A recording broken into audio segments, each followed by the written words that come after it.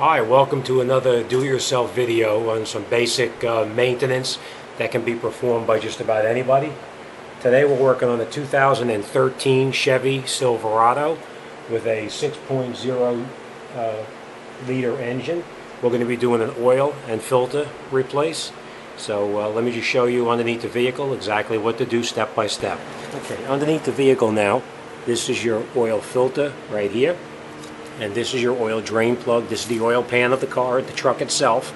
We're going to be taking out this oil drain plug here and draining the oil into a suitable container. And after we finish that, we'll put that plug back in. And then we're going to take this filter off and replace this filter. So let me just show you some of the basic hand tools you're going to need, and we'll get started. All right, first thing you're going to need is you're going to need a bucket in which to catch the oil. You're going to need a ratchet with a socket. You are not going to need a 15mm open-end wrench, but you could use this end over here. I'm going to show you how to do that. And then this socket here is actually to remove the filter from the car. Or you can use another one too. I'll show you what that looks like. The other thing you can use is a conventional oil filter tool that goes over the top of the filter this way here, and you can remove it like that also. Whichever one you have works fine. Alright, so first thing we're going to do now is we're going to remove that oil drain plug. And the reason I say not to use a open end of a wrench like this is because when you push on this wrench here, you're going to strip, you possibly could strip out that drain plug if it slips off like this.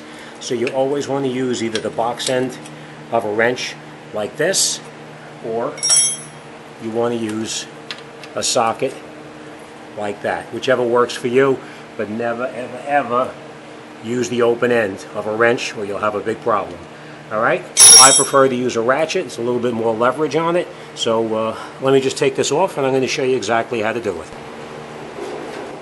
Now obviously you have the vehicle jacked up on a suitable jack, or you're underneath it on a creeper or whatever. Alright, now remember what I said, never the end, never the open end part. Alright, and what you do is you go counterclockwise to open it. Once you loosen it, just get your bucket underneath it to catch your oil, because it is going to come out very quickly. And then remove the plug and let all the oil drain out. I always hold the plug by the top. That way when you pull your hand away, you don't get a handful of oil.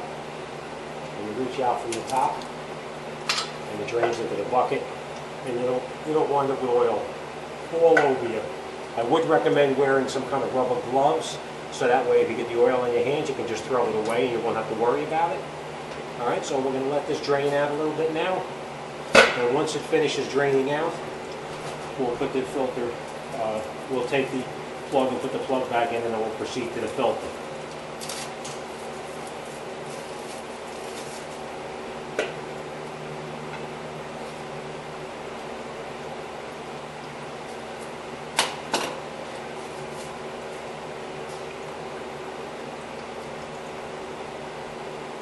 You can let it drain out for a while, and once it finishes draining, then we're going to come back and we'll put the plug back in, and then we're going to move over to the filter.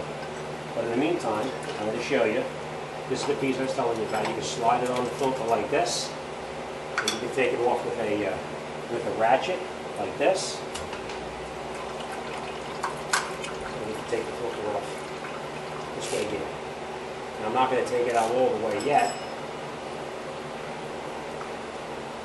Now, if you don't have this kind of a ratchet, then you can put a band wrench on it like this and remove it the same way, counterclockwise, to remove it. Alright?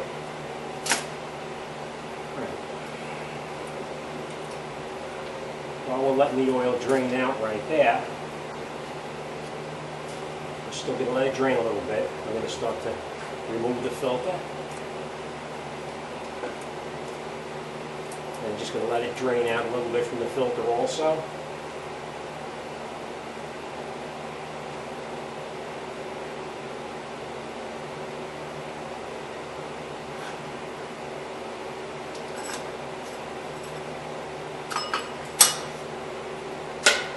Now, while the oil filter is draining, you can see that the oil has stopped draining from the engine, We're going to put the oil drain plug back in.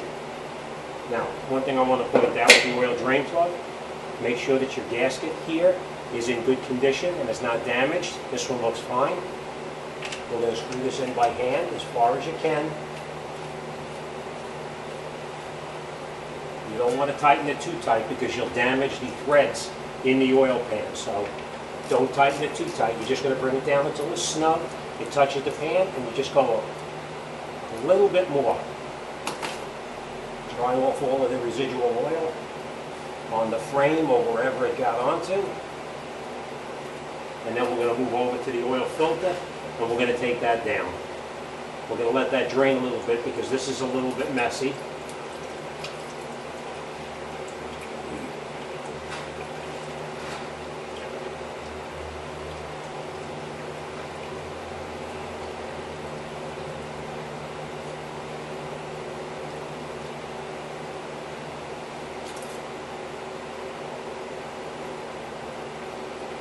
When you take the filter down, you want to be careful because you're going to get to a point where it's going to come loose, you're going to drop it, and it's going to make a mess.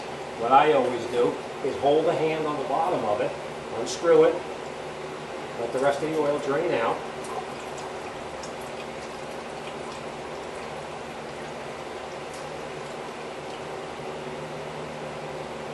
Again, hold the bottom, unscrew the filter.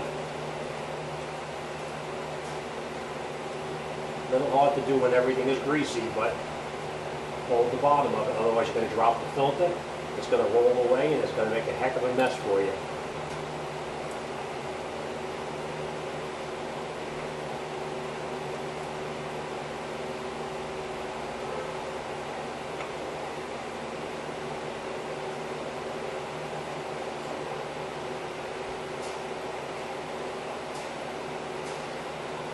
Once you have the filter loosened, then you can let it down. And one thing I do want to point out, I got the filter down, and you would think that this filter, you can put the new filter on, but you can't. Because right here, take a look at the new one. See the new one has that rubber ring on there? This one, the ring didn't come off. The ring stayed up on top of the engine. Very important is you have to make sure that this old ring comes down. If this ring sticks up there and you try to put your new filter on, it's going to screw on, it's going to tighten on. The problem you have is now you have two gaskets on here like this. And that gasket, the old one, is just going to pop out like this out through the side, and you're going to lose all the oil all over the ground, and you could blow up your engine. So be real careful, make sure that that oil filter O-ring comes down. Very, very important. Before you put your new filter back on now, you lubricate the O-ring just like this, and then you screw the filter up as tight as you can by hand. It's not like before when you took it down, you needed that tool. You're just going to screw it in as tight as you can possibly make it by hand.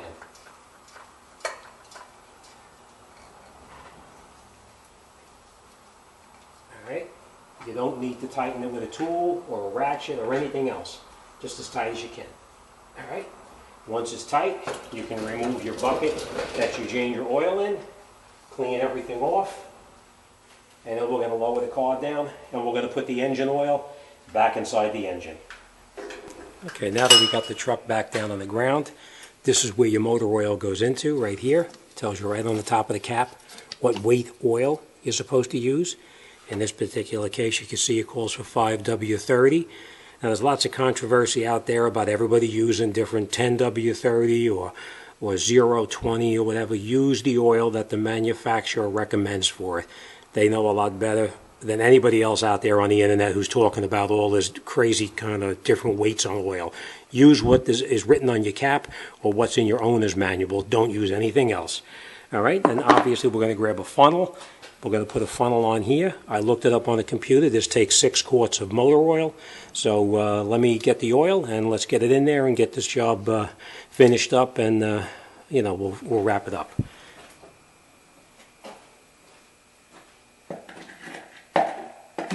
Okay, and the way you can tell the motor oil you're supposed to be using, it'll tell you right on here, 5W30, and that's the one you want to use. All right, so let's get the oil in and we'll wrap this up.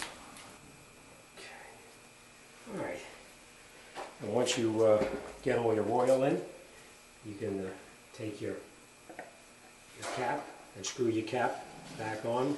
Make sure it screws down all the way, not crooked. Then we're going to start the truck up momentarily, and we're going to check the oil levels.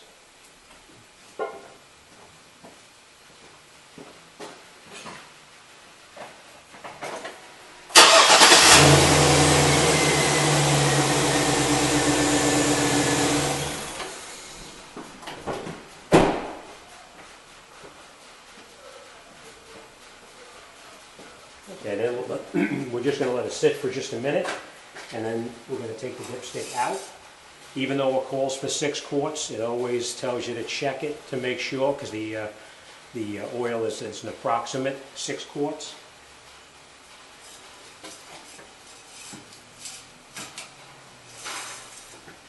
And we'll check the level.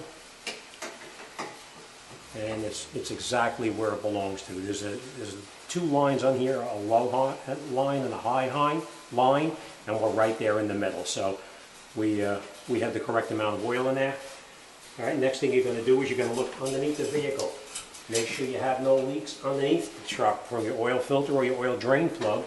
And once you have that done, then you're all set. Next thing we're going to do is we're going to go inside the truck and we're going to reset that maintenance reminder light. So let's get inside the truck and we'll do that right now. Okay, after your oil is changed, very important is to reset your oil maintenance reminder light. A lot of places overlook it, but you want to make sure you do this yourself just to make sure.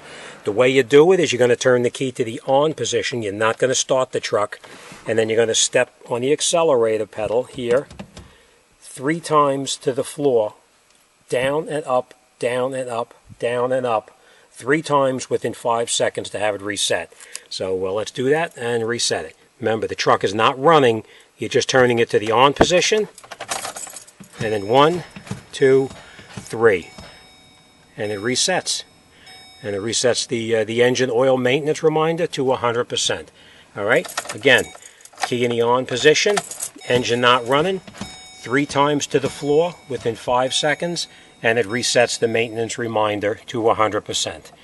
All right, thanks for watching me, and remember, take your time. Remember, if you follow my directions, you'll have no problem. You need any advice, you email me. I'll be more than happy to talk to you about anything. And again, make sure don't listen to all that BS on the internet about different kinds of oils and different performance oils.